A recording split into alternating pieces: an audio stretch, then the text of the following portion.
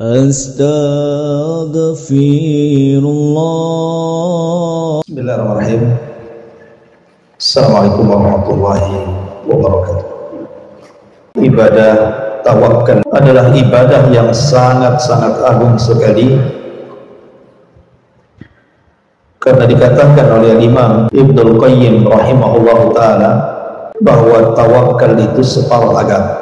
Makanya setiap hari minimalnya 17 kali kita senantiasa mengucapkan dalam salat kita, iyyaka na'budu wa iyyaka nasta'in.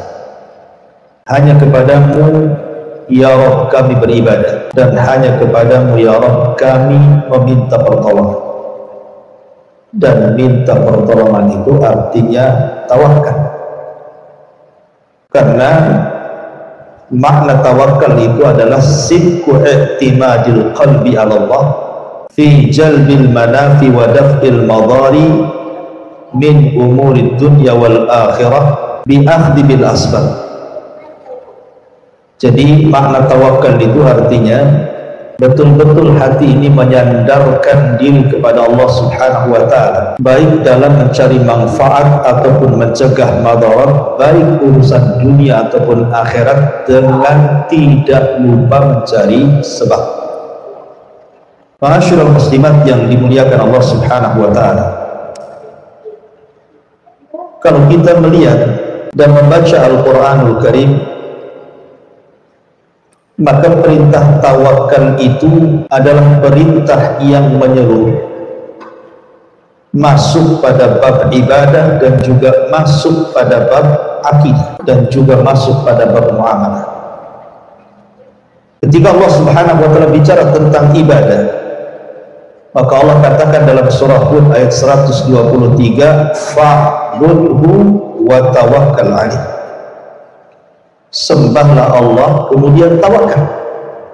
Kemudian ketika Allah Subhanahu wa ta'ala berbicara tentang dakwah, maka Allah Subhanahu wa ta'ala katakan dalam surah At-Taubah 129, fa in tawallaw faqul hasbiyallah la ilaha illahu alaihi tawakkaltu wa huwa rabbul arsyil azim. Jika mereka berpaling, orang-orang yang kau dakwahi itu wahai Muhammad, maka katakanlah cukuplah Allah, tidak ada sesembahan yang berhak disembah kecuali Dia, dan kepada Allah lah saya bertawakal. Ketika Allah Subhanahu wa ta'ala bicara soal rizki manusia, maka Allah Subhanahu wa ta'ala mengatakan dalam surah At-Talaq ayat 2-3, wa man yattaqillaha yaj'al lahu makhraja wa yarzuqhu min haitsu la yahtasib wa man yatawakkal 'ala Allah fa huwa hasbuh. Barang siapa yang takut kepada Allah, maka Allah akan jadikan kepadanya jalan keluar, dan Allah akan berikan rizki dari arah yang tidak disangka-sangka. Dan barang siapa yang bertawakal kepada Allah, maka Allah lah yang akan mencukupinya. Kemudian juga ketika Allah Subhanahu wa ta'ala bicara tentang jihad, maka Allah Subhanahu wa ta'ala mengatakan dalam surah Al-Imran ayat 159, iyansurkumullah fala ghaliba lahu wa iyakhdzulkum faman dzalladzi yansuruhu min ba'di wa 'alallahi falyatawakkalul mu'minun. Jika Allah menolong kalian, maka tidak ada yang mengalahkan kalian. Tapi jika Allah menghinakan kalian, tidak ada yang bisa menolong kalian. Maka bertawakallah kepada Allah jikalau kalian benar-benar orang-orang yang beriman. Dan ketika Allah Subhanahu wa ta'ala juga bicara tentang hijrah dan safar, maka Allah Subhanahu wa ta'ala berfirman dalam surah An-Nahl ayat 41, walladzina hajaru fillahi min ba'di ma zalamu lanubawwi'annahum fid dunya hasanah wa la ajrul akhirati akbar law kanu ya'lamun alladzina sabaru wa ala rabbihim yatawakkalun. Dan orang-orang yang hijrah karena Allah setelah mereka mengalami kezaliman, maka kami akan tempatkan mereka di dunia dengan balasan yang baik dan pahala yang sangat besar kalau mereka mengetahui, yaitu orang-orang yang sabar dan mereka orang-orang yang tawakal kepada Allah Subhanahu wa ta'ala. Dan juga Allah Subhanahu wa ta'ala ketika bicara tentang al-uhud wal mawathiq, perjanjian-perjanjian, maka demikian juga dalam surah Yusuf ayat 66 Allah memerintahkan kita untuk bertawakal, dan secara umum Allah katakan wa man yatawakkal 'ala Allah fahuwa hasbuh. Maka siapa yang bertawakal kepada Allah, maka cukuplah Allah sebagai pelindung. Dari ayat-ayat ini yang kita baca, jadi tawakal itu mencakup semua aspek kehidupan, baik bicara ibadah ataupun muamalah. Karena siapapun yang hidupnya menyandarkan diri kepada Allah, barang siapa yang Allah jadi sandarannya, barang siapa yang Allah jadi rujukannya, maka dia tidak akan takut kepada siapapun kecuali kepada Allah. Dia tidak akan takut kepada rizkinya, karena Allah Subhanahu wa ta'ala tidak mungkin menyempurnakan rizkinya sebelum Allah mewafatkannya.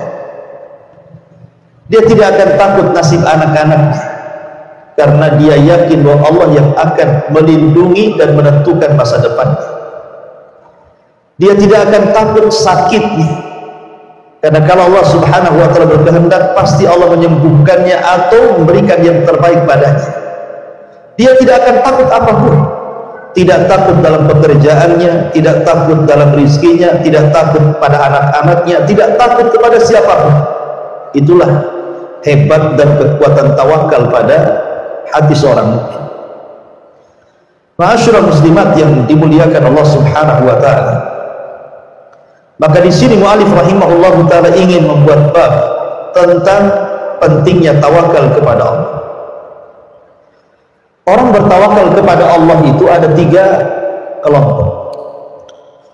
Kelompok yang pertama adalah kelompok yang hanya menyandarkan kepada sebab dan tidak pernah menyandarkan hatinya kepada Allah. Maka kalau ini yang terjadi, bisa masuk pada syirkul akbar dan bisa masuk pada syirkul asghar, tergantung keyakinannya. Kalau dia yakini bahwa sebab itulah yang kemudian mendatangkan manfaat dan mencegah madarat secara zatnya, maka itu syirkul akbar. Tapi kalau dia hanya menjadikan sebab yang bukan sebab, maka itu adalah syirkul asghar, syirik kecil. Dan menyandarkan kepada sebab tanpa bertawakal kepada Allah Subhanahu wa ta'ala, ini sebuah kesalahan. Karena tidak mungkin Allah Subhanahu wa ta'ala menghendaki sesuatu kecuali Allah akan buat sebab. Innallaha idza arada syai'an ahya asbab. Allah itu kalau menghendaki sesuatu terjadi, maka Allah Subhanahu wa ta'ala akan hidupkan sebab. Makanya tidak cukup kita menyandarkan diri kepada Allah, tetapi harus mencari sebab. Contoh, ada orang yang ingin cerdas di sekolah supaya dia menjadikan lebih di antara kawan-kawan, ranking 1, qablun atau apalah istilahnya, tetapi dia tidak belajar, tidur saja hidup. Mungkinkah dia kemudian menjadi orang cerdas? Tidak mungkin, karena man arada sa'adah tarakal wisadah, kata para ulama. Kalau hendak mencari kebahagiaan, maka dia harus meninggalkan sesuatu yang mengistirahatkan badan, artinya harus bergerak. Orang ingin ranking 1 tetapi tidak belajar, mustahil. Sebagaimana orang ingin punya anak tapi tidak menikah, mustahil. Karena orang kemudian semata-mata hanya berpegang kepada sebab, maka Allah Subhanahu wa ta'ala tidak akan mengabulkan keinginan. Ada orang yang sudah lulusan terbaik di sekolah, omlut. Kemudian ada perusahaan yang sedang membuka lowongan pekerjaan. Dia sudah kumpulkan semua syarat-syaratnya, berkas-berkasnya, semuanya dia kumpulkan, medical check up-nya. Kalau dia hanya mengumpulkan semata-mata sebab dengan percaya diri, pede bahwa dia akan diterima, belum tentu diterima. Kalau Allah tidak berkehendak, pasti Allah akan buat sesuatu yang dia tidak bisa diterima. Karena mengumpulkan sebab saja tidak cukup, harus ada penyandaran diri kepada Allah Subhanahu wa ta'ala, karena sebab itu tidak mungkin terjadi kecuali Allah yang membuat sebab itu terjadi. Ini kelompok yang pertama. Kelompok yang kedua adalah orang-orang yang tawakul, bukan tawakul, wawunya panjang, tawakul. Beda tawakul dengan tawakul. Kalau tawakul tanpa tasdid, artinya orang yang hanya semata-mata menyandarkan kepada Allah dan tidak mau mencari sebab. Dia sakit tidak mau makan obat, dia sakit tidak mau datang berobat, dia sakit tidak mau datang ke rumah sakit, tidak mau datang ke dokter, ke tabib, ke sinse atau yang semacamnya. Kemudian kita tanya, kenapa kamu tidak berobat? Saya tawakal kepada Allah. Toh penyakit datang dari Allah, kalau Allah menyembuhkan insya Allah sembuh. Gak akan sembuh. Kenapa? Karena harus mengambil sebab. Mengambil sebab, makan obat, datang ke dokter, tanya kepada orang yang pintar pengobatan. Kemudian kelompok yang terakhir inilah yang muwahhid, ahli tauhid, yang menggabungkan antara tawakal dan mengambil sebab. Makanya Nabi SAW ketika hijrah, bisa saja Allah Subhanahu wa ta'ala kemudian langsung membawa Rasul lewat malaikat, dipindahkan dari Mekah ke Madinah, kan? Atau seperti peristiwa Isra Mi'raj pakai buruk umpamanya, kan? Bisa saja melesat sebentar. Tapi kenapa Nabi SAW harus mempersiapkan segalanya? Meminta kepada Abu Bakar untuk menjadi teman hijrah, kemudian juga menghutang kepada Abu Bakar unta dan seluruh perbekalan di atasnya, kemudian menyewa seorang ahli penunjuk jalan, Abdullah ibn Uraiki, kemudian membuat taktik di perjalanan sehingga harus menginap di Gua Thur selama 3 hari. Untuk apa ini semua? Bukankah Allah sanggup kemudian mengirim buruk langsung kemudian melesat ke Madinah tanpa harus kemudian khawatir, takut karena musuh kemudian di mana-mana? Tidak lain dan bukan Allah ingin mengajarkan Rasul untuk dijadikan pelajaran kepada umatnya bahwa tawakal saja tidak cukup, harus mencari sebab. Cari sebabnya dulu, ya. Kemudian contoh yang lain, Nabi Ibrahim alaihi salatu wassalam. Nabi Allah Ibrahim alaihi salatu wassalam ketika meninggalkan putranya Ismail dan juga Hajar di sebuah lembah yang kering kelontang, tidak ada tanaman, tidak ada tumbuhan, tidak ada binatang, tidak ada orang lagi di situ, main tinggal saja di situ. Tentu karena perintah Allah, bukan kemauan Ibrahim. Lah Hajar ini adalah orang yang sangat-sangat tawakal kepada Allah, sampai-sampai ketika dia mengatakan, ila aina tadhhab ya Ibrahim, hendak kemana kau pergi wahai Ibrahim? Ibrahim tidak menjawab, bahkan tidak menengok, karena begitu perintahnya. Lama-lama Hajar paham kalau ini adalah perintah Allah, sehingga dia mengatakan, kalau begitu idhab ya Ibrahim, wallahi lan yudayyi'an Allah. Pergi wahai Ibrahim, saya yakin Allah tidak menyia-nyiakan saya. Dia tawakal kuat kepada Allah Subhanahu wa ta'ala. Kemudian setelah itu perbekalannya habis, kemudian dia khawatir dengan Ismail, kalau seandainya dia tidak minum, tidak makan. Akhirnya kemudian dia mencari sebab, lari ke Bukit Safa, lari ke Marwah, balik lagi ke Safa, balik lagi ke Marwah, sampai 7 putaran. Karena dia mendengar Ismail dari kejauhan menangis, dia khawatir bayinya, maka dia kembali, rupanya sudah ada malaikat Jibril dan menghentakkan kaki Ismail ke tanah, muncullah air Zam-Zam, air yang sangat berkah. Begitulah tawakal, itu bonus daripada tawakal. Jadi orang itu mencari sebab dulu, baru kemudian Allah kabulkan keinginannya. Makanya harus mencari sebab, seperti Nabi Musa ketika dia dikejar oleh tentara Firaun. Kemudian Bani Israel bingung, di depannya lautan, di belakangnya pula tentara Firaun. Kemudian orang-orang mengatakan, innalah mudrakun, wahai Musa, mereka sudah melihat kita, kemana kita pergi? Maka Allah subhanahu wa ta'ala gambarkan, Allah katakan di dalam Al-Quranul Karim, fatawakkalu in kuntum mu'minin. Maka Musa mengatakan kepada Bani Israel, bertawakallah kalian jika kalian orang-orang yang beriman. Kemudian Musa mengatakan, tenang saja, inna ma'iya rabbi sayahdi. Kebersamaan Allah dengan kita pasti tidak mungkin menyia-nyiakan kita, pasti Allah akan carikan jalan keluar. Maka kemudian orang-orang Bani Israel mengatakan, nahnu tawakkalna ala Allah. Kalau begitu kami bertawakal kepada Allah. Subhanallah, hanya mengucapkan kalimat tawakkalna ala Allah, tiba-tiba kemudian mereka diselamatkan dari Firaun, dan Musa memukulkan tongkatnya, kemudian terbelah lautan, dan Bani Israel pun selamat. Hanya mengucapkan tawakkalna ala Allah, langsung Allah tolong. Dan Musa memukulkan tongkatnya. Ngapain Musa pukul-pukul tongkat coba ke lautan? Bisa saja Allah tanpa memukulkan tongkat ke lautan pun membelah lautan, karena tongkat itu tidak ada manfaatnya. Kita ambil tongkat, Bu, kita pukul-pukul lautan 1000 kali pukulan, tetap aja lautan seperti itu, tidak ada manfaatnya kan? Karena yang membelah lautan itu bukan tongkatnya Nabi Musa, yang membelah lautan itu Allah. Lalu kenapa Allah memerintahkan Musa untuk memukulkan lautan? Supaya mengambil sebab. Itu maksudnya, supaya mengambil sebab. Dengan sebab tongkat itu dipukulkan di lautan, terbelahlah lautan. Itu maksudnya.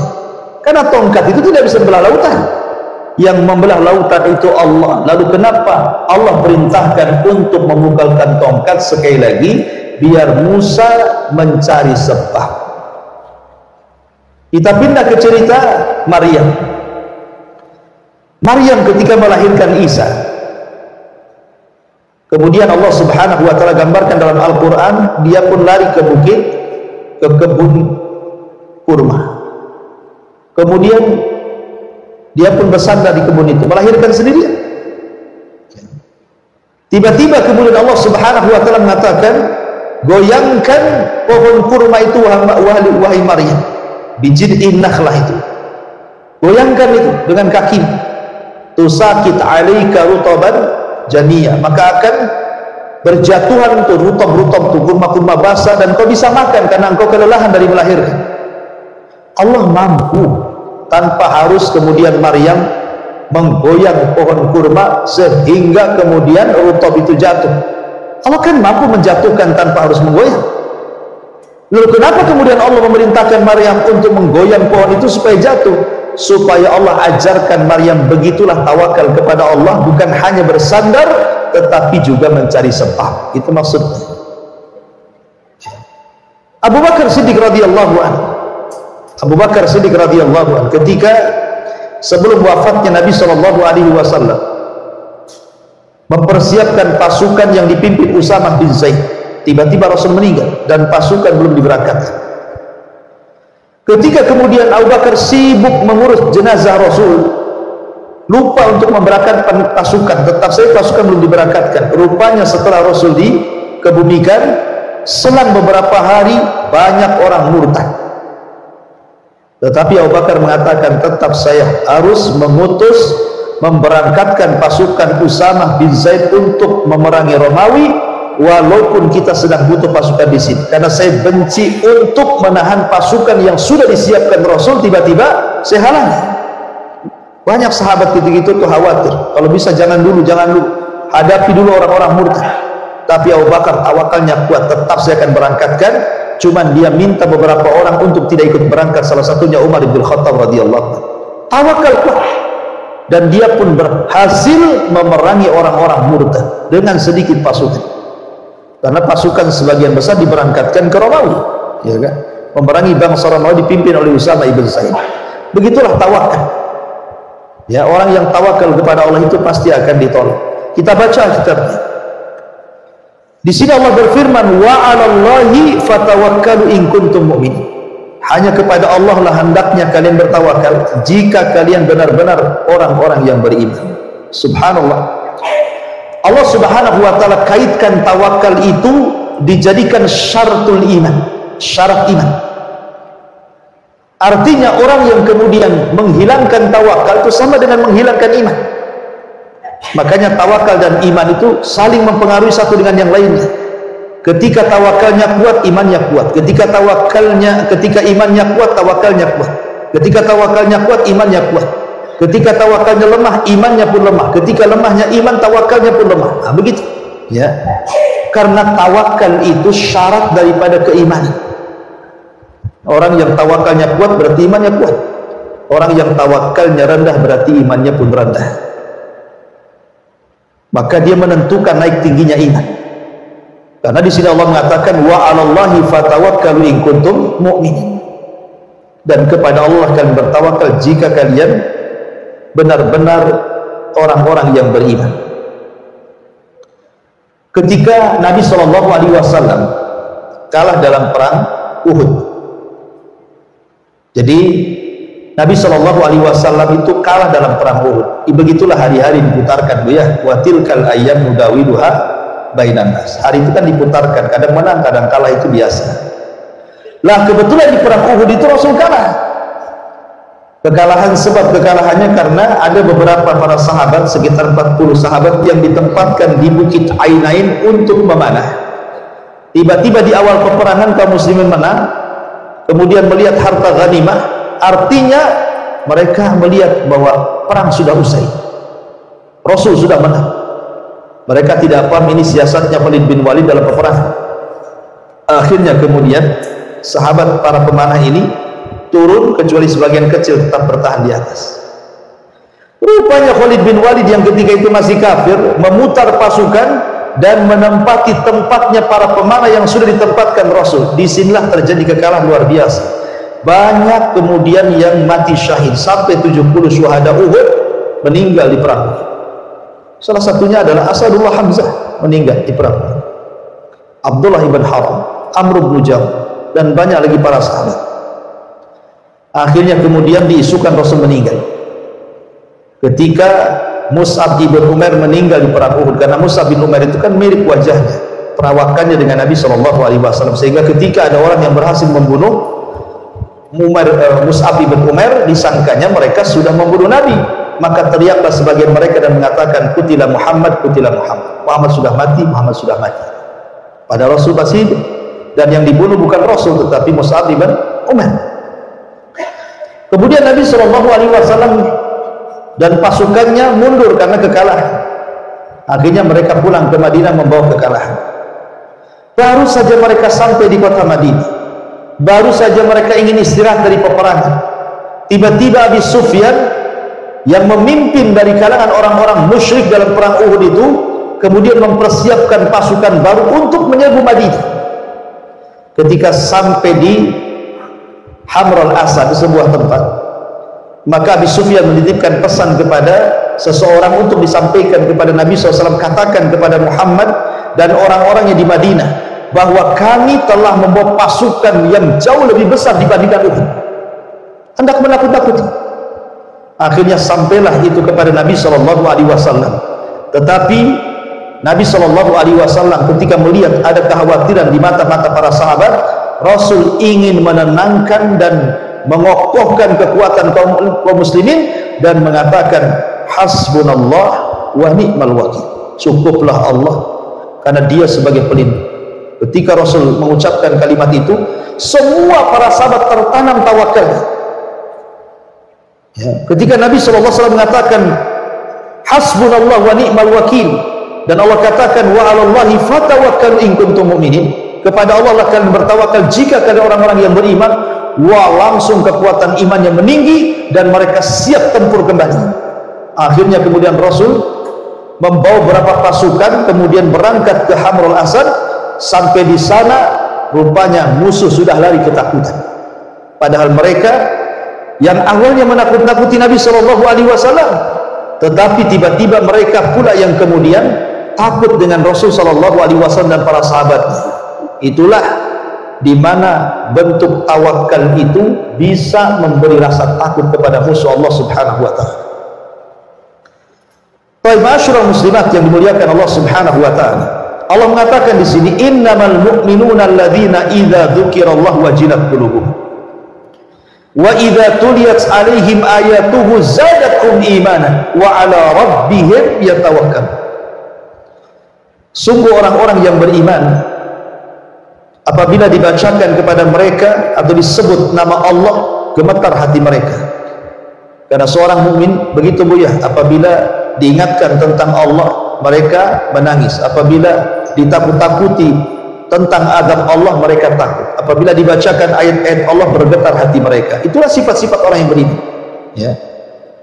Kemudian Allah katakan, wa idza tuliyat 'alaihim ayatu, apabila dibacakan kepada mereka ayat-ayat Allah Al-Qur'an, zadatkum iman, bertambah keimanan mereka, wa 'ala rabbihim yatawakkalun, dan menambah tawakal mereka kepada Allah Azza wa Jalla. Begitulah seorang mukmin harusnya senantiasa membesarkan tawakal. Imam Ibnul Qayyim tadi saya katakan di awal bahwa tawakal itu separuh daripada agama. Akan tetapi tawakal itu bukan hanya bahasa yang bisa kita ucapkan dengan mudah, saya tawakal kepada Allah, karena praktek di lapangan itu berat. Makanya kenapa balasannya juga hebat.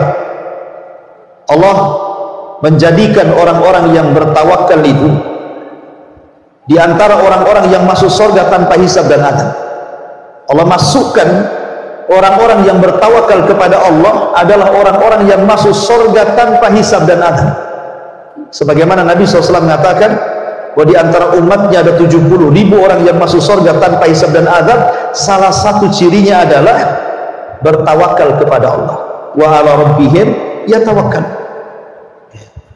Demikian besarnya gitu ya, orang bertawakal kepada Allah itu sampai pahalanya luar biasa. Ya, karena tawakal itu menyempurnakan tauhid.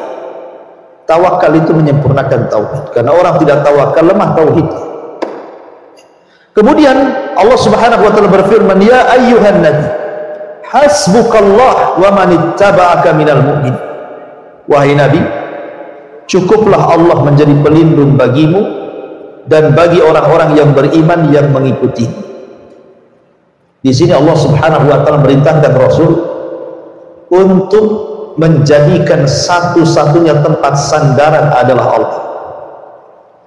Makanya ketika Nabi SAW pulang dari Taif, pernah kisah saya ceritakan, Nabi dilempari oleh orang-orang Taif, mulai dari anak-anak, perempuan, orang dewasa, laki-laki, orang tua, satu kampung melempari Rasul dengan macam-macam lemparan, dengan batu, dengan kayu, pokoknya yang bisa menyakiti Nabi. Sampai Nabi pun terusir 1 mil dari Taif. Kemudian Nabi SAW hanya bisa berdoa, Allahumma ashku dha'fa quwwati wa qillata hilati wa hawani 'alan nas. Anta rabbul mustad'afin wa anta rabbul alamin wa anta rabbi wa rabbul alamin.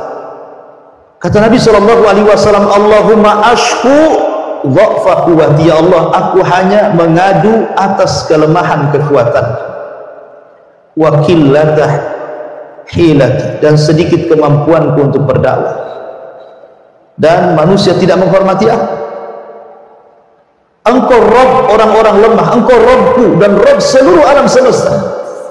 Tetapi Rasul mengatakan, illam takun alayya sakhatun fala ubali, selama engkau tidak murka kepadaku atas apa yang mereka lakukan kepadaku, aku tidak peduli. Maknanya dalam kondisi genting seperti ini, Rasul masuk Mekah tidak bisa karena sudah diancam 18 kabilah akan dibunuh. Balik lagi ke Taif disakiti. Lalu apa yang bisa dilakukan Rasul? Bersandar kepada Allah. Maka dalam tempo-tempo tertentu, Bu, Ketika ibu kesulitan gitu ya, kesulitan ekonomi, kesulitan kesehatan, ada konflik, ada masalah Bu ya, kalau ingin diurai permasalahannya, lekas-lekas, cepat-cepat sandarkan punggung ibu kepada Allah. Karena hanya itu yang bisa kita lakukan. Allah yang membuat penyakit, Allah yang mengangkatnya. Allah yang membuat masalah, Allah yang akan menghilangkan masalahnya. Allah yang membuat sesuatu itu rumit, tetapi Allah juga yang memudahkan. Makanya kenapa Nabi SAW sampai mengatakan, Allahumma la takilni ila nafsi tarfata aini. Ya Allah, jangan kau biarkan aku sendiri tanpa ada dirimu walaupun sekejap mata. Subhanallah. Karena sering saya katakan, seberat apapun masalah Bu, kalau Allah ikut campur tangan itu jadi ringan dan pasti diuraikan masalahnya. Tapi sekecil apapun masalah, kalau Allah tidak ikut campur, pasti sulit keluar dari masalah itu. Maka di sini pentingnya tawakal kepada Allah, karena siapapun yang menyandarkan diri kepada Allah, pasti orang ini tidak akan takut kecuali kepada Allah. Maka penting tawakal itu dalam kehidupan kita, karena itu separuh daripada agama. Maka Allah Subhanahu wa taala juga mengatakan di sini, "Wa man yatawakkal 'ala Allah fa huwa hasbuh." Barang siapa yang bertawakal kepada Allah, niscaya Allah akan mencukupi semua keperluannya. Jadi siapa yang bertawakal kepada Allah Subhanahu wa taala, niscaya Allah akan penuhi keperluannya. Dahulu Al-Imam Al-Dhahabi rahimahullahu taala menceritakan tentang satu kisah orang soleh. Jadi ada orang soleh, orang kaya di zaman Imam Dhahabi. Orang soleh dan kaya ini tiba-tiba masuk ke sebuah masjid. Di dalam masjid itu dia melihat ada anak kecil yang belum balik sedang sholat dengan khusyuk. Khusyuk sekali dia sholat, luar biasa. Dan orang ini tidak pernah melihat ada anak sekecil itu bisa sholat dengan khusyuk. Karena biasanya anak-anak itu umumnya main-main, apalagi belum balik. Tetapi anak ini yang belum balik ini, dia dengan sholatnya, dengan khusyuknya, dengan tumakninahnya, sampai-sampai kemudian orang soleh, orang kaya ini takjub dengan anak itu. Ditunggulah anak itu sampai selesai sholat. Selesai sholat, kemudian orang kaya, orang soleh ini bertanya, "Nah, kamu anak siapa?" Kata anak ini, "Aku tidak punya siapa-siapa. Ibuku sudah meninggal, bapakku juga sudah meninggal. Aku tidak punya paman, aku tidak punya bibi, aku tidak punya siapa-siapa. Aku hanya hidup sendiri." Terenyuhlah orang kaya yang soleh itu, kemudian menawarkan, "Nah, bagaimana kalau seandainya engkau aku jadikan anak angkat?" "Oh tidak." Maka anak ini langsung mengatakan, "Boleh-boleh saja, asal engkau memberikan 5 syarat kepada aku, agar engkau memberikan 5 syarat kepada aku." Kemudian orang kaya, orang soleh ini mengatakan kepada anak itu, "Apa syaratnya, Nak? Biar aku bisa mengangkat dirimu menjadi anakku." Karena takjubnya, anak belum balik sudah rajin ibadah kan itu. Akhirnya kata anak ini mengatakan kepada orang kaya soleh ini, kata Imam Dhahabi, "Pertama, kalau seandainya aku lapar, bisa nggak engkau menyediakan makan kepada aku?" Kata orang soleh ini, "Oh ya tentu, Nak. Kalau engkau sudah jadi anakku, pasti aku kasih makan." "Oke," kata anak. Kemudian yang kedua, "Kalau aku haus, maukah kau memberikan minum kepada aku?" Maka kata orang soleh, "Ya tentu, Nak. Kalau sudah jadi anakku, pasti mau apa, minum apa aku kasih." Oke. Kemudian yang ketiga, "Seandainya aku telanjang, maukah kau memberikan pakaian kepada aku?" Dia makan, "Tentu ya, Nak. Tidak mungkinlah kau telanjang. Aku akan belikan pakaian yang indah, yang terbaik untuk." Kemudian yang keempat, "Jika aku sakit, maukah kau mendatangkan aku kepada dokter, memberikan obat agar aku sembuh dari penyakitku?" Kata orang soleh dan kaya ini, "Tentu, Nak. Sedikit saja kau sakit, aku langsung obati." Kemudian yang kelima, "Kalau seandainya aku mati, bisakah kau menghidupkan aku?" Ini yang kelima lah, bisa ya.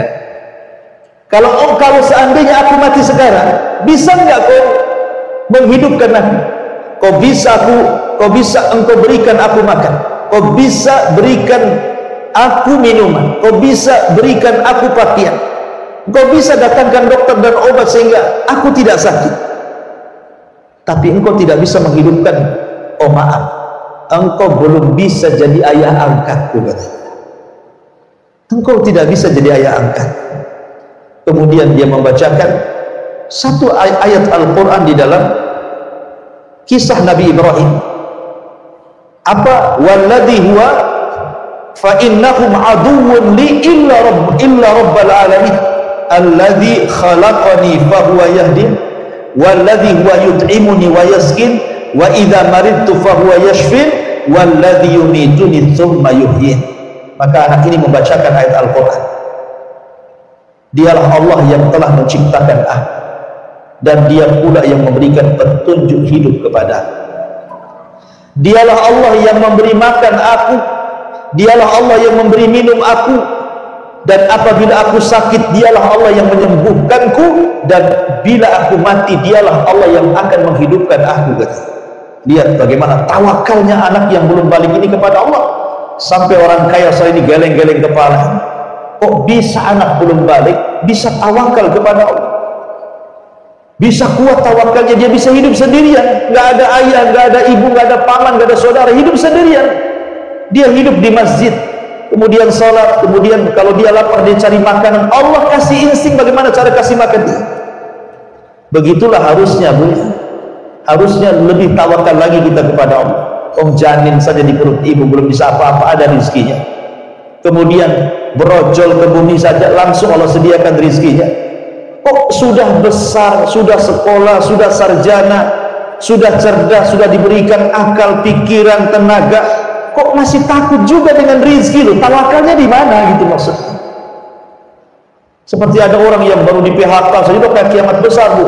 Seolah-olah Tuhan yang di PT beda pula dengan Tuhan yang di luar PT kan? Kan ada orang yang seperti itu. Sampai-sampai ada orang sakit, udahlah mati saja daripada hidup, nggak tahan dengan sakitnya, tidak sabar, tidak tawakal kepada Allah. Makanya di sini Allah katakan, wa man yatawakkal 'ala Allah fa huwa hasbuh. Barang siapa yang bertawakal kepada Allah, yakin niscaya Allah yang akan mencukupkan keperluannya. Itu kan mantap ya. Kemudian Allah mengatakan, hasbunallah wa ni'mal wakil. Abdullah bin Abbas radhiyallahu anhu mengatakan bahwa ketika Nabi Ibrahim dilemparkan ke dalam api neraka, maksudnya api yang menyala-nyala yang dinyalakan oleh Namrud untuk membakar Ibrahim karena menghancurkan patung, maka Ibrahim mengatakan hasbunallah wa ni'mal wakil. Cukuplah Allah yang menjadi pelindungku, karena Allah sebaik-baik pelindung. Kapan Ibrahim mengucapkan kalimat ini? Dalam ulama sejarah menjelaskan kisah tentang Ibrahim saat pembakaran. Jadi setelah kemudian para pejabat Mesir itu mengetahui siapa, para pejabat Babil, Irak itu mengetahui siapa yang menghancurkan berhala-berhala Namrud, rupanya Ibrahim. Kemudian mereka pun berusaha untuk melakukan hiwar dialog, tapi tidak bisa mengalahkan hujah Ibrahim. Ketika itulah kemudian terjadilah eksekusi pembakaran Ibrahim. Diputuskan Ibrahim harus dibakar, disaksikan semua manusia supaya kapok, jangan kurang ajar kepada Tuhan-Tuhan yang mereka sembah hari itu. Akhirnya dinyalakanlah api itu. Ketika api sudah nyala, Bu, Ibrahim diletakkan di ketepel besar yang disebut dengan manjani, kemudian dilempar antara ketepel kemudian api, antara langit dan bumi. Itulah Jibril melesat dan hendak menolong Ibrahim dan menawarkan pertolongannya. Kalau Jibril mau tinggal disambar saja, kemudian dipadamkan apinya dengan sayapnya yang begitu besar itu kan. Tetapi Ibrahim menolak permintaan Jibril. Ketika Jibril menawarkan pertolongannya, apa kata Ibrahim? Amma ilaika fala wa amma ilallahi fabala. Adapun harus minta pertolongan kepadamu Jibril, tidak, saya tidak akan minta pertolongan. Adapun aku harus meminta pertolongan kepada Allah, ya itulah yang aku lakukan. Lah disitulah Ibrahim mengucapkan kalimat hasbunallah wa ni'mal wakil. Cukuplah Allah sebagai pelindung, dan dia sebaik-baik penolong bagimu. Ketika Ibrahim semata-mata mengucapkan kalimat hasbunallah wa ni'mal wakil, tiba-tiba turun perintah dari Allah, kul ya naru kuni bardan wa salaman ala Ibrahim. Katakan ya Ibrahim kepada api yang akan menghantammu itu, wahai api, dinginlah, dinginlah, selamatkan Ibrahim. Maka Ibrahim masuk ke dalam api, yang terbakar hanya tali yang mengikat tangannya dan yang mengikat kakinya. Ketika ada yang mengatakan seminggu, ada yang mengatakan 1 bulan, kemudian api itu padam. Allah lindungi Ibrahim di dalam api itu. Ketika manusia kemudian mencari-cari jasad Ibrahim, karena abunya menumpuk satu gunung dikorek-korek, rupanya Ibrahim sedang sholat. Sedang sholat dia, subhanallah. Ibrahim sedang sholat. Bapaknya menyaksikan, bro. Azar itu kan menyaksikan pembakaran itu. Ketika melihat anaknya selamat, apa kata Azar? Ni'mar Rabb Rabbuka ya Ibrahim. Sebaik-baik Rabb itu Rabb wahai Ibrahim. Tapi tidak juga masuk Islam dia. Padahal bapaknya memuji Ibrahim. Itulah kenapa kemudian kalimat hasbunallah wa ni'mal wakil itu kalimat ajaib yang bisa menyelamatkan manusia. Lah, hal yang sama ketika orang-orang berkata kepada Rasul, sesungguhnya orang-orang Quraisy telah mengumpulkan pasukan untuk menyerang kalian. Karena itulah takutlah kepada mereka. Akan tetapi perkataan itu justru menambah keimanan orang-orang yang beriman kepada Allah dan Rasulnya, dan mereka pun mengucapkan persis seperti ucapan Ibrahim, hasbunallah wa ni'mal wakil, ni'mal maula wa ni'man nasir. Cukuplah Allah sebaik-baik penolong, dan dialah sebaik-baik perlindung yang akan melindungi kita. Masyaallah muslimat yang dimuliakan Allah subhanahu wa ta'ala. Lalu kalau kita cerita tawakal lebih luas lagi, apa sih buah tawakal itu? Apa sih hasilnya kalau orang bertawakal? Yang pertama, si'atul rizki. Orang yang kuat tawakalnya, rizkinya akan diluaskan. Perhatikan hadis Nabi SAW, lau antum tatawakkaluna 'ala Allah haqqa tawakkuli la ruziktum kama yurzaku tayr yabdu himasan wa taruhu bitana. Hadis yang dikeluarkan Imam Ahmad dan disahihkan oleh Syekh Nasiruddin Al-Albani. Kata Allah, kata Rasul, kalau kalian betul-betul tawakal, katanya, dengan sebenar-benar tawakal, maka kalian akan diberikan rizki seperti Allah berikan rizki kepada burung keluar dari sangkarnya dalam posisi lapar, pulang pula sudah kenyang dan bisa memberi makan keluarganya. Siapa yang menghantarkan burung ke tempat rizkinya? Bukankah burung tidak sekolah? Bukankah burung tidak ada titel S1, S2, doktor, apalagi profesor? Doktor itu tak ada di burung. Burung itu tidak ada yang kemana-mana bawa kartu ATM kayak ibu, tidak ada. Ya. Tetapi burung itu yakin kemana harus mencari makan. Siapa yang mengarahkannya kalau bukan karena Allah? Instingnya di sana ada makan itu. Lah kalau burung tidak berakal, dia bisa tawakal dan paham firman Allah, wa ma min dabatin fil ardi illa 'ala Allah rizquha. Tidak ada satupun binatang yang melata kecuali sudah ditentukan rizkinya. Lah kita yang berakal kok kekhawatiran dengan rizki ini, gimana ceritanya? Harusnya kita lebih berakal dibandingkan burung itu, kan lebih yakin, lebih pede gitu ya, bahwa rizki kita tidak mungkin disia-siakan Allah subhanahu wa ta'ala. Karena ketika Allah subhanahu wa ta'ala menciptakan alam semesta ini, Allah sudah siapkan fasilitasnya, Bu. Laut dengan berbagai macam ikan-ikannya, sungai dengan berbagai macam ikan-ikannya, gunung, hutan dengan berbagai macam buah-buahannya, ladang sawah dengan berbagai macam biji-bijiannya. Itu semua untuk siapa loh? Untuk kita. Masyaallah muslimat yang dimuliakan Allah azza wa jalla. Kalau orang tidak punya apa-apa, ambil pancing, nongkrong aja itu di pinggir parit gitu, dapat nanti lele. Siapa yang kasih lele kalau bukan Allah? Ya. Karena tidak mungkin juga lele tiba-tiba makan pancing kita kan, kalau bukan Allah ngarahkan gitu. Berarti memang hari itu kita dapat rezeki lele gitu. Kalau ingin cepat lagi, Bu, bawa uang ke pasar, nah, beli lele banyak-banyak. Tapi di sini ma'asyiral muslimat yang dimuliakan Allah azza wa jalla, bagaimana Allah subhanahu wa ta'ala ingin katakan kepada kita lewat percontohan burung itu. Burung saja tidak berakal, bisa cari makan. Kita lah yang berakal, masa tak bisa cari makan? Makanya luar biasa. Kalau kita melihat binatang-binatang saja kan, yang kecil-kecil lah kayak nyamuk itu kan, terutama nyamuk betina Bu, itu kan suka ngisap darah, karena dia harus ngisap darah. Dan ketika ngisap darah kita itu ancamannya apa? Kena tepuk tangan ibu kan, bisa berhasil bisa tidak. Tapi ibu cari makan nggak pernah ada yang hari-hari nepuk ibu kan ya. Kalau hari-hari nepuk ibu mungkin orang nggak mau cari makan lah kayak nyamuk, tapi nyamuk itu tawakalnya luar biasa kepada Allah. Ditunggunya ibu tidur dulu ya. Habis ngorok ya, nampak ada ngorok, datang dia nyedoh. Dan nyamuk itu punya bius Bu, nyamuk itu bawa obat bius. Kenapa nyamuk ketika gigit nggak terasa, habis gigit baru terasa gatal bukan? Karena dia bawa obat bius itu, dibius dulu ibu itu, kemudian setelah ibu terbius dimakan tuh darah kita, kemudian dia pergi, setelah pergi baru terasa gatal. Siapa yang punya insting kayak gini? Coba, kalau bukan karena Allah Subhanahu wa Ta'ala, kan luar biasa itu. Baik, masyaallah muslimat yang dimuliakan Allah Azza. Jadi yang pertama, tawakal itu menyebabkan luasnya rezeki. Yang kedua, tawakal itu bisa sabil ila qada'id dain.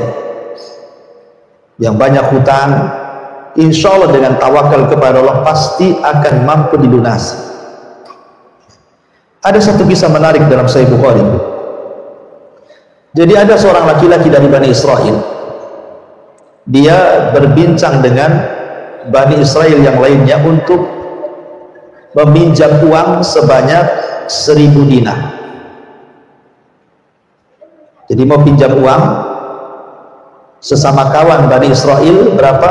1000 dinar, 1000 dinar. Kemudian yang satu yang punya uang, yang hendak memberikan pinjaman uang itu bertanya, saya ngasihkan uang kepadamu itu siapa saksinya? Ya hutang piutang kan harus ada saksi. Orang ini mengatakan, kafa billahi syahidan, cukuplah Allah yang jadi saksi. Kalau begitu, fa'tini bi al-kafil. Kalau memang tidak ada saksi, siapa yang akan menjamin? Maka orang ini mengatakan, kafa billahi kafil, cukuplah Allah yang jadi penjaminnya. Ya. Akhirnya orang yang punya duit mengatakan, shadaqta kau benar. Nih saya kasih 1000 dinar. Saksinya Allah, penjaminnya Allah, tawakal. Akhirnya kemudian terjadilah transaksi utang piutang dengan waktu yang sudah ditentukan. Ketika sudah pada waktunya, waktu pembayaran, akhirnya kemudian dia pun hendak mengantarkan uang ini. Masalahnya dari tempat dia ke tempat yang punya uang itu terlintas satu sungai yang harus diseberangi. Akhirnya kemudian sampailah dia di pinggir sungai, rupanya kapal yang menyeberangkan sudah tidak ada lagi. Sementara dia harus memberikan uang itu hari itu juga. Kalau dia menunggu kapal baru sampai besok, karena dia sudah amanah. Ya, sudah sampai waktunya dia bayar. Masalahnya tidak ada kapal yang bisa menyeberangkannya. Dia takut kepada Allah Subhanahu wa Ta'ala. Akhirnya dia berinisiatif mengambil kayu. Dia berjalan ke arah jauh dari sungai, ya, melawan arus, kemudian mencari kayu bakar, kemudian dibelah, uangnya diletakkan dalam kayu, kemudian diikat, kemudian dia mengatakan kepada Allah, inni tawakkaltu Allah, aku bertawakal kepadamu ya Allah, aku takut dengan, aku sudah punya janji hari sini aku bayar, tapi aku tidak bisa lagi, maka aku serahkan, mudah-mudahan ini sampai kepada orang yang punya uang. Dilempar kayu itu di sungai, hanyut kayu itu, ya. Kemudian di seberang sana orang yang punya uang itu sudah cemas-cemas, kok nggak datang-datang, katanya hari ini mau datang, mau bayar, katanya. Kok nggak datang-datang orang itu? Akhirnya ya sudahlah, dia pasrah kepada Allah. Udah hilanglah mungkin duit. Akhirnya daripada dia tidak pulang tidak bawa duit, maka sekalian dia akhirnya kemudian membawa kayu, cari kayu lah, ya, cari kayu bakar. Akhirnya kemudian dia nampak ada kayu besar hanyut. Ya, ada kayu bakar hanyut. Kemudian setelah hanyut, nampak ini ada kayu bakar. Akhirnya kemudian orang ini pun mengambil kayu itu dan dibawa pulang. Ya. Jadi kemudian setelah dibawa pulang dan hendak dipotong di rumahnya, Bu, tiba-tiba kemudian dia kaget, rupanya ketika dipotong, di ikatannya itu dilepas, kemudian kayunya terbelah menjadi dua, tiba-tiba ada uang di situ banyak, dan di situ ada surat. Rupanya setelah baca, itu surat dari orang yang dihutangi. Dia mengatakan alhamdulillah. Lihat bagaimana Allah Subhanahu wa taala membuat uang ini sampai, tapi jangan ditiru, Bu, ya. Ini kan cerita. Ya, kalau ibu tiru ya hanyut duitnya. Maksudnya begini, ini kan kisah orang dulu, gitu ya. Kisah orang dulu, seperti inilah orang itu amanah. Makanya Allah Subhanahu wa taala akan tolong karena dia tawakal luar biasa kepada Allah. Makanya Allah tolong, gitu ya. Dihanyutkan pun akhirnya sampai juga kemudian uang itu. Masya Allah. Baik. Kemudian yang ketiga, orang yang tawakal itu, setan tidak akan sanggup untuk menyesatkannya. Karena Allah yang mengatakan dalam surah An-Nahl 99, innahu laisa lahu sultan 'alal ladzina amanu wa 'ala rabbihim yatawakkalun. Tidak ada kuasa bagi setan terhadap orang-orang yang beriman dan orang-orang yang bertawakal. Karena setan itu, Bu, selalu datang ke ibu kemudian membisikkan di telinga ibu, Allah jangan berinfak, ya'idukumul faqra wa ya'murukum bil fahsya. Kemudian memberikan was-was, jangan infak nanti fakir, kemudian disuruh melakukan hal-hal yang mungkar. Ketika ibu lawan tetap tawakal kepada Allah, saya yakin kalau saya infak Allah akan ganti 700 kali lipat. Bismillah, tawakal Allah. Maka setan akan menggigit jarinya. Oh, tidak bisa digoda orang di rupanya. Ya. Jadi setan tidak mungkin dekat-dekat. Termasuk juga tawakal itu yudhibut tasya'uf, bisa menghilangkan perasaan was-was. Ya, was-was itu, Bu. Contoh umpamanya ibu mau pulang, mau berniaga, mau bertamu, mau kemana lah pokoknya bersama suami. Tiba-tiba kemudian tanpa disadari motor ibu nabrak kucing, matilah kucing itu ketabrak ibu. Kemudian tiba-tiba ibu takut karena ada keyakinan di masyarakat kalau nabrak kucing maka kucingnya harus difardu kifayahkan, kan? Harus dimandikan, dikafankan, dikubur di tamiang, kan? Baru nanti nggak akan ada kecelakaan. Ya. Bu, kucing itu sama dengan binatang yang lain. Ibu nabrak kucing, nabrak ayam, sama aja hukumnya. Nggak ada bedanya, kan nggak sadar, nggak disengaja. Kecuali sengaja, jangankan nabrak kucing, nabrak ayam aja disengaja berdosa kita. Oh, disengaja kan gitu ya, apalagi ayam orang. Jadi kalau ibu tawakal, ini tidak apa-apa, ini bismillah aja terus, insya Allah nggak terjadi apa-apa itu. Nggak terjadi apa-apa karena tawakal itu yudhibut tasya'uf. Baik, kemudian yang nomor 5,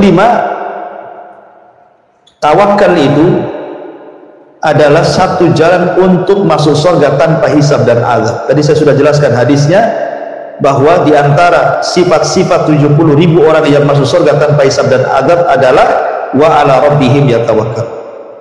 Kemudian juga yang keenam, tawakal itu adalah jalan kemuliaan. Orang kalau bersandar kepada uang, uangnya hilang, hina dia. Orang kalau bersandar kepada perusahaan, perusahaannya bangkrut, selesai dia. Orang kalau bersandar kepada suami, suaminya mati, kawin lagi katanya. Maksudnya begini, kalau orang menyandarkan kepada makhluk, Bu, makhluk itu masalah juga dengan ibu. Siapapun yang menyandarkan kepada makhluk itu pasti membawa kehinaan. Tapi siapa yang bersandar kepada Allah, tidak ada yang menghina dia. Ketika Allah mengangkat derajat ibu, satu dunia merendahkan, tidak mungkin terjadi. Ketika Allah sudah merendahkan, satu dunia mengangkat, tidak mungkin terangkat. Jadi tawakal itu mengangkat derajat manusia, ya. Kemudian yang nomor 7, Allah suka dengan orang-orang yang bertawakal. Allah itu paling senang dengan orang-orang yang bertawakal. Dan yang nomor 8, tawakal itu adalah alamat keimanan dan juga tanda keislaman.